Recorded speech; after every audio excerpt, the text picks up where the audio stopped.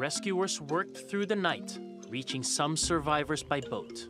More than 500,000 people live in Beira in central Mozambique.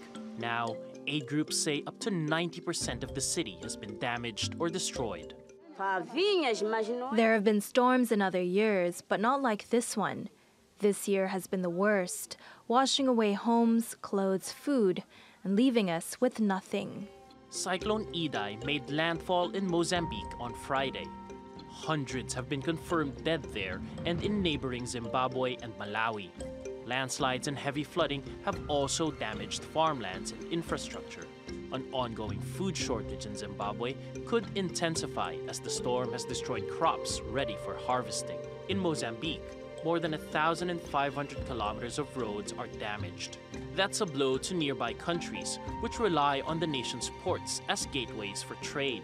But you have another scenario, which is the mid- and long-term effects if you have damages to infrastructure and to health facilities.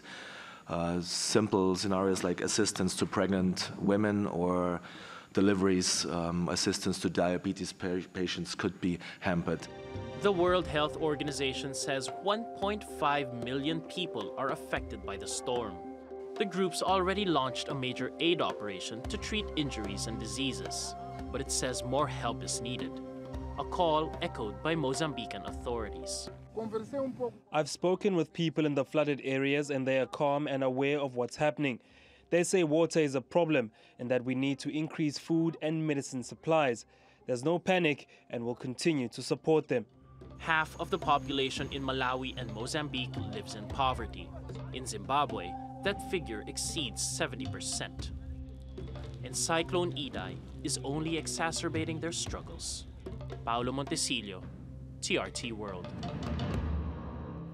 Well, for more on the damage caused by Cyclone Idai, Nick Harper joins us from Harare. Thank you very much for being with us. So more details are emerging all the time about this disaster. Just how bad is it? Well, Robin, already the economic and humanitarian impact is clearly enormous. The UN is saying the emergency is getting bigger by the hour. The Red Cross have already called it the worst humanitarian disaster in Mozambique's history.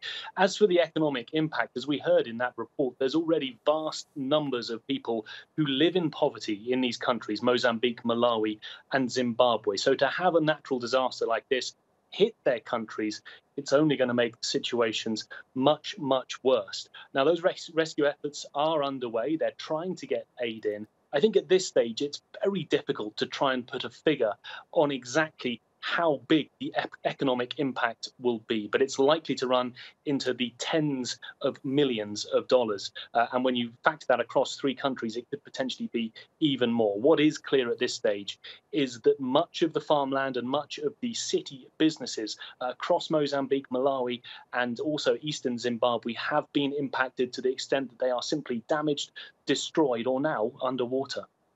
And one of the worst hit areas we're hearing is the port of Beira in Mozambique. How serious will it be for this city?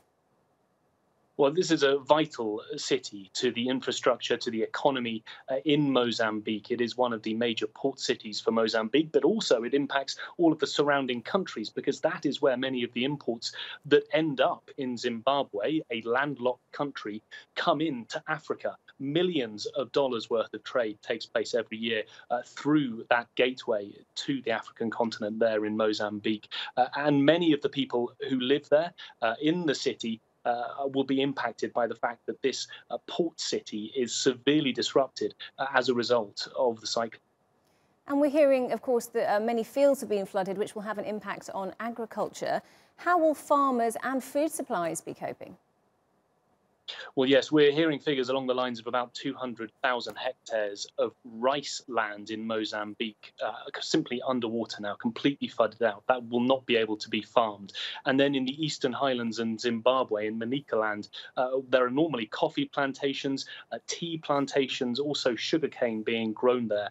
That will be significantly impacted. It's unclear at this stage whether all of those crops have been completely destroyed or have simply been submerged. But there will be that impact, not just to the harvests, which have already had a tough time during this year. But the potential to get those products, those food items, along roads, many of which have already been damaged as a result of the cyclone. So moving any crops that still survive will be very, very difficult for the farmers and therefore impact their livelihoods.